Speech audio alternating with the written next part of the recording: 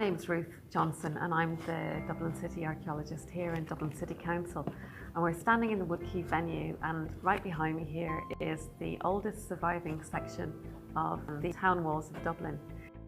These walls were built originally in around 1100 AD, probably in the reign of Brian Boru's grandson, whose name was Murphy O'Brien.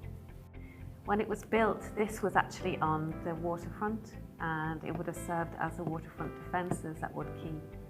Between 1100, when this wall was first built by the Hiberno Norse King of Dublin, Murphy, and 1300, there were a series of land reclamation events that took place on the area now known as Quay, where the civic offices stand today.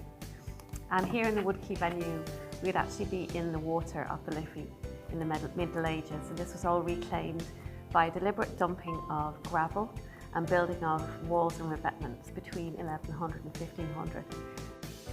During the excavations at Quay in the 1970s, this wall, which had been buried from the 18th century, Georgian Dublin covered it over, and it had been buried from about 1750.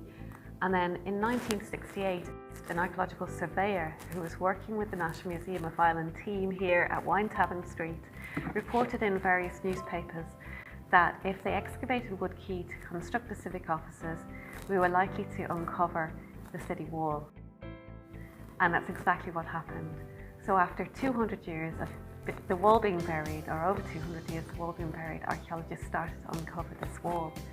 In fact, between 1974 and 1978, at Quay, over 100 metres stretch of this wall was uncovered by archaeologists.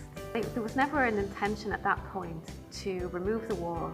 It was always understood it was going to stay. But then in 1978, a decision was made to start deconstructing the wall and to put the deconstructed wall into stone cages with a view to reconstructing it at some later stage. So at that point, numbers were put on the blocks on the wall on both sides.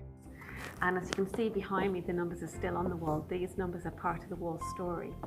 In 2004, when we came to review the possibility of reconstructing the wall, we found it wasn't going to be possible. So the excavations were being undertaken by the National Museum of Ireland to make way for the construction of the civic office block here at Quay, which had previously been a tenement block. Now, the corporation had made plans to build these offices as far back as 1902, and in fact they'd been reclaiming and CPOing lands from that period onwards. And there have been various different schemes had been devised for this block, but eventually in 1968 the Stevenson-Gibney scheme was chosen as a competition. Here in the Quay venue, this was opened in 2009. And there was always an intention to have some explanatory content in this space, tell about the remarkable excavations that happened, because behind the wall, to the south of the wall up towards Christchurch and this wall, was the medieval city and the Viking town. And in front of the wall, where I'm standing here, out to the quays, was all the land that was reclaimed between 1100 and 1300. And those excavations revealed up to 6 metres of incredible, well-preserved archaeology.